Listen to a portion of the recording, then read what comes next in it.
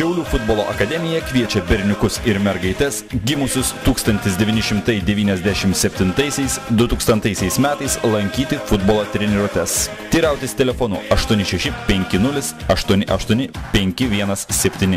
Daugiau informacijos rasite internete www.fknapolis.lt.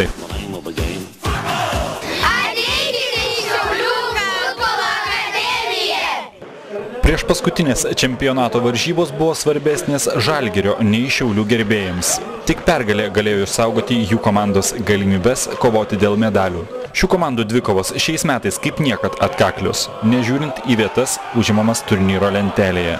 Į prizinę vietą pretenduojantis Žalgiris nuo pat rungtynių pradžios ėmė spausti svečius. Vieną realiausių progų pasižymėti turėjo Eimantas Poderis, iš patogios padėties smūgiavęs netiksliai. Pavojai nuolat kildavo prie šiauliečių vartų, tačiau vartininkas Giedrius Arlauskis žaidė pagirtinai.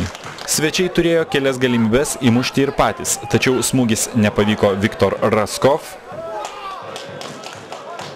O ir Vaidas Šilėnas tokias progas turėtų išnaudoti. Kėlinį užbaigė Poderis, smūgiu tarsi iš patrankos, privertęs pasidarbuoti Šiaulių vartininką. Antrojo kėlinio pradžia buvo tarsi šaltas dušas šeimininkams. Po kelių perdavimų, vienu lietimu smūgiu, nestabdant kamulio, Marių Rapalį nuginklavo Vaidas Šilėnas. Puikiai ataka, tarsi iš futbolo vadovėlio.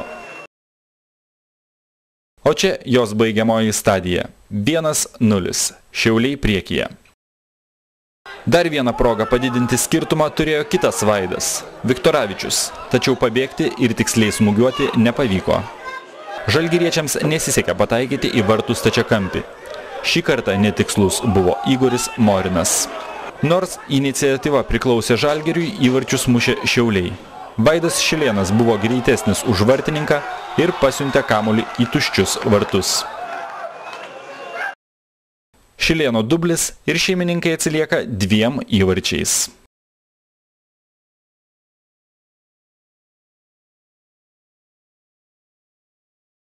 Tačiau jau po poros minučių Cvetan Čiurlinov smūgių galva sušvelnino skirtumą. 2-1 ir dar maždaug 20 minučių Žalgiriui išsigelbėti. Šeimininkai ėmėsi varžovų vartų šturmo. Netrukus tas pats Čiurlinov turėjo idealią progą išlyginti rezultatą. Laimiai jo smūgis iš patogios padėties buvo netikslus. Vienas po kito kamuoliai skriejo šalia šiauliečių vartų. Kartą nuo įvarčio gelbėjo ir Virpstas. Hetriką galėjo pelnyti Šilėnas, tačiau šį kartą jų dvikovą laimėjo Rapalis. Čia pat Vilniuje kartą jau išsigelbėjo nuo pralaimėjimo paskutinę rungtynių minutę. Žalgiriečiai ir šį kartą turėjo progų rungtynių pabaigoje. Gerai, kad jos buvo nesėkmingos.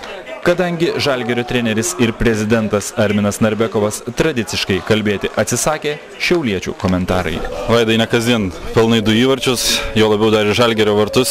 Esi tikriausiai patenkintas savo žaidimu? Iš tikrųjų tai taip, esu patenkintas. Varžybos iš tikrųjų labai sunkios. Sunki pergalė, bet esam verti to, stengiamės. Aikštė labai iš tikrųjų sunki, dar sunkesnė negu Šiauliuose pas mus. Klimpom, buksavom, bet savo norų ir visom jėgom, kiek galėjom, stengiamės ir laimėjom. Komanda laimė jau antras rungtynes prieš tos varžovus, kur galbūt niekas nesitikėjo, kad laimės. Kas atsitiko? Fortuna atsisuko į mūsų pusę, ar Šiauliai susižaidė ir... Tiesiog gal pradėjom daugiau suprasti kiekvienas žaidėjas savo draugą, tarpusavį susipratimas atsirado toksai gal ir šiaip ir komanda tokia atsirado, dvasia tokia. Nežinau, gal visi kiekvienas už kiekvieną daugiau stengiasi, todėl taip ir gaunas. Jei išliks ta pati komandos sudėtis kitais metais, būsim gerokai aukščiau? Mes ne tik, kad tikimės, bet galvoju, kad taip ir bus. Jeigu išlaikys, žinoma, tą komandą, tai manau, kad jaunimas parodys savo, patyrę žaidėjai padės laimėti kuo daugiau pergalių gal. Komandoje atsirado tokia komandinė dvasia, tikrai vyrai kovėsi šiandien, atrodo, kad kaip paskutinės rungtynės, galbūt čempionatą, bet gerai sukovojo. Apie šias rungtynės, pirmas kėlinys be įvarčių, antrame kėlinyje 2 Vaido Šilėno įvarčiai. Gal pirmas kėlinys tikrai Žalgirio persvara buvo buvo prispaudę mus prie vartų, mes perlaikytom kamuoliuką, negalėjom sukurti nei jokių atakų tokių, nei greitų, nei pozicinio atakų. Antrą kėlinį pradėjome žaisti 1-2 lietimais, atsirado erdvės ir geras kontratakas padarėm. Tai buvo paskutinis išvažiavimas į rungtynes svečiuose šiais metais. Kaip sekės palaikyti savo komandą išvykose? Manau, kartais ir mažiau mūsų būdavo, ir daugiau, bet mes visada stengiamės palaikyti savo miesto komandą, kiek tik įmanoma.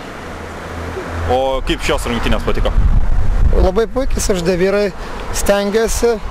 Manau, kad Šiauliai parodė savo charakterį ir taip turėtų būti.